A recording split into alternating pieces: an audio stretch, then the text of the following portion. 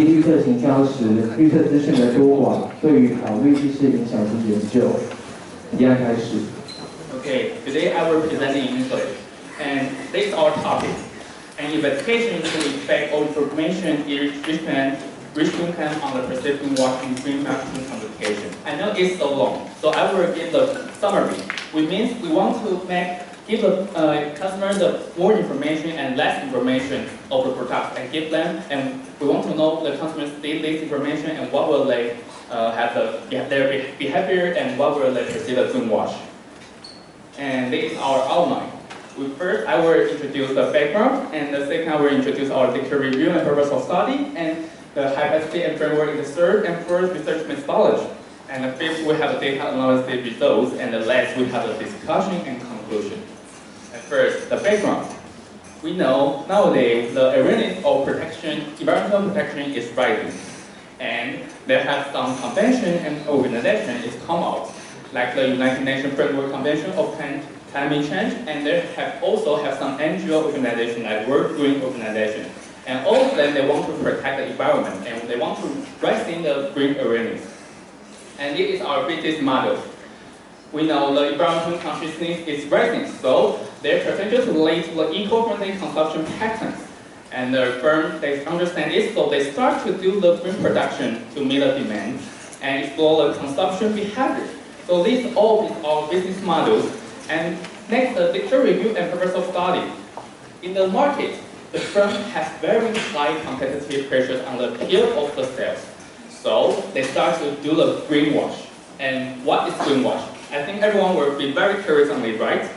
The greenwash means the firm, they want to attract the customer attention. So they just give them the positive information. Like they say they use the very green materials to produce this product, but maybe they don't give them the negative information. Like maybe they make lots of pollution to the environment in the back, but the customer won't know. So we call this behavior greenwash. And what is our purpose of study? According to previous research, we know if we give the more information to the customer, and you will cause the less greenwash. But there have no research to test it. So now we want to test it. So we will give the more information and compare to the less information. And we want to know what will affect to the customer behavior and what will affect to the greenwash, perceived greenwash to the customers. It will be up or down. We want to know this. So we want to do this stuff. And next is our framework. Everyone can see there have the unclear green claims on the top, and it means we give the less information to the customers, and the clear green claims is we give the more information to the customers. And it will affect to the customer confusion and customer skepticism, then separately, and also it will affect to the perceived greenwash in the end. And in the process, we have added some covariates into the framework, like the customer green experience and customer green knowledge and gender. And next, I will introduce our methodology. We choose the daily supplies, and we choose this one, the close diligence. And maybe because we think everyone will use it maybe weekly or monthly or maybe daily, yeah. And we create our advertisement and our brand because we think if we the respondent will write our questionnaire and he has seen this advertisement and brand before, and you will expect our result, and it's not fair. So we create these two advertisements through the questionnaire, and we create this clear green claim. And clear green claim, we add the SGS report on it, and it means we give them more information to the customers. And SGS report is we give them more ingredient of products to the customers, so customers can know what ingredients in these products. And another advertisement on clear green claim, we just give the advantage of products and introduction of products, and we won't give the SGS report. So we want to know what the difference of them when the customer see it. And we have the 60/60 inspect questionnaire, and this is our respondent basic information. We have the freshman, sophomore, junior, senior, and different age and different region in our school. And in our questionnaire, we have 6 kinds of questions in here. We have the consumer confusion questions and customer skepticism questions and the perceived greenwash questions. And also we have do some converted questions in this, like gender, customer knowledge of green products, and experience of buying green products inside. And we also use the SPSS system to run the average, variate, and we run our alpha and CR is all higher than 0.7, and the AB is all higher than 0.5. And it means this 4 variates is reliability, and it will affect our results. And now I will invite Kevin to introduce our data analysis to all of you. Thank you, Judy. And now I will talk about the data analysis and results. And first, let's take a look at the manipulation check. We want to know if the two scenarios are different in consumers' perceptions. So we use this item. The advertisement provides unnecessary technical information to inform consumers how the product is green. And the manipulation check is successful because we found it significant and different in the mean of the two scenarios. And in the beginning of the framework, we use Vekoma analysis. We want to test if the two scenarios have affect the consumer confusion and skepticism. And in this chart, first let's take a look at the polarity. Gender, consumer knowledge, and consumer experience. Those polarities have not significant on consumer confusion and skepticism. And second, in multivariate test, we can see that clear and unclear green claim will have significant effect on consumer confusion and skepticism. And finally, in univariate test, we can also see clear and unclear green claim will have significant effect on consumer confusion and skepticism. And as we mentioned before, two scenarios have significant effect on confusion and skepticism. However, we found difference that consumers feel higher confusion in clear green situations. And in the rest of our framework, we use linear regression to test consumer confusion and skepticism are significant effects on perceived greenwash. So let's talk about discussion and conclusion. And as we mentioned before, confusion and skepticism have significant effect on perceived greenwash. Also, two scenarios have different and significant effects on confusion and skepticism. But the results are very different because we found consumers feel higher confusion in the clear green situation. It sounds to make sense, and why? And we think consumers may use a certain ways of green marketing communication where firms do not provide additional information. So providing additional information may make us unusual things. So those advertisements will be hidden by firms.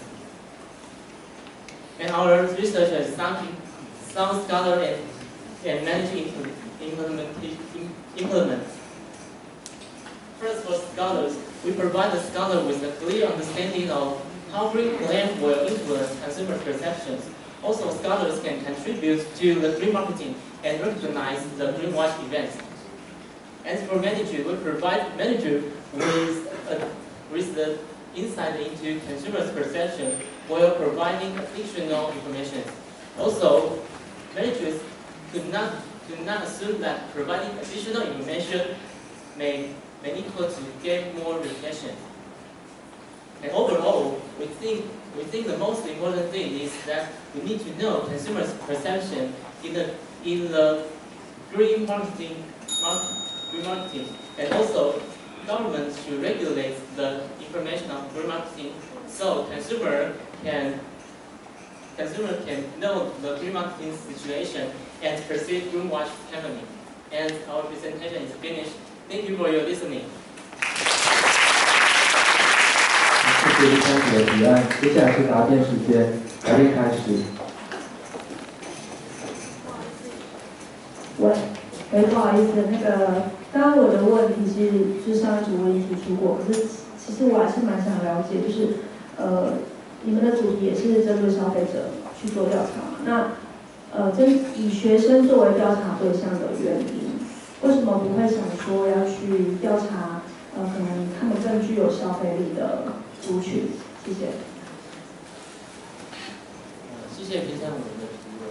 那因为我们主要是针对学生原因，第一个是因为我们发放的是纸本的问卷，因为比较起那个 Google 或者是线上问卷来说，我相信纸本问卷会对填答者来说会更具有显著的意义，因为有些线上的问卷会对消费者来说可能是轻松填答，那他并不会想真正了解里面的意涵，所以由于发放问卷的限制，因此我们才决定就是这个针对大学生。谢谢。Okay, I think you are very brave that you presented English.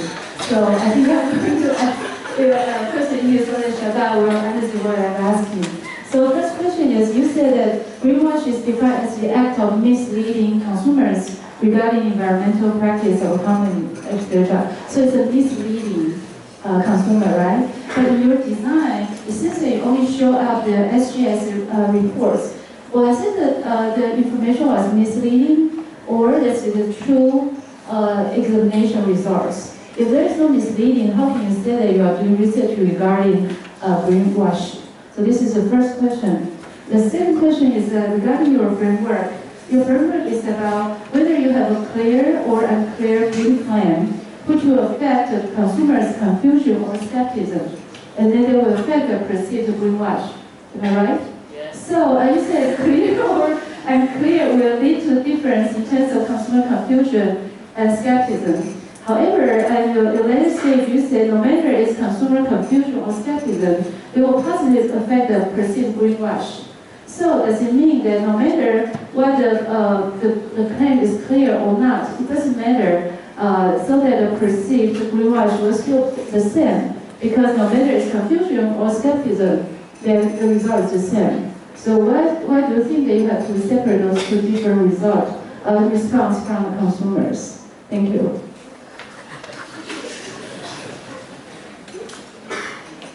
Do you need some time to discuss the question previously about the slide, Professor? Yeah, let me discuss 3 minutes. Okay, when you discuss, I will raise one question. My question is quite simple. Firstly, I appreciate the topic. I like this topic very much. But can you offer an example to support your findings? If the more precise information, the more confusing, the more skepticism about the consumer. Can you provide any example? Because this is a research result. An example to explain this in more detail.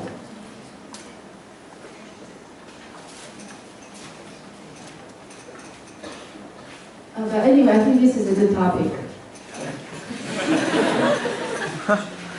Okay, I will answer the first question, the SGS report, right? Okay, we give the SGS report. We don't want to mislead the customers. We want to tell the customer, we give them more information and more truth and more surely and more certainly. Because SGS report is, you have the, everyone will create the SGS report, right? So we give the SGS report and the customer will think this product is more reliability. And another, we don't give the SGS report. So, but they just write their advantage, like the product is so good or so great, but they don't give the proof. So they don't prove it. So the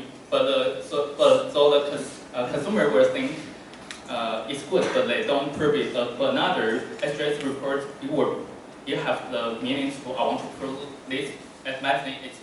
It's really green. It's not the bad green. So as we add the SGS report, the meaning is we want to let the customers know more truthfully and more. We want to let the customer more choose our product is green. But another, we don't do this.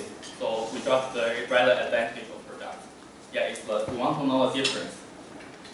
Yeah, and I think another unclear green claim it will mislead to the customer to think our company is greenwash. So the SGS, I think we think we don't make the customer mislead that we are greenwash.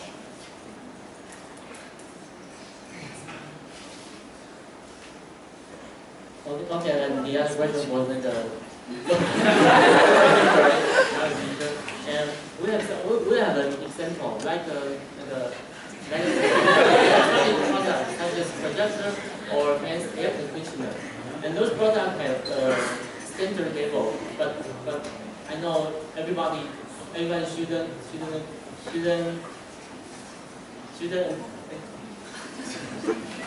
know because those labels it provides a standard of how the electricity will cost, but we don't know the standard. So we think in the future the company should set the standard more closely to the consumers. Yeah, it's our suggestion.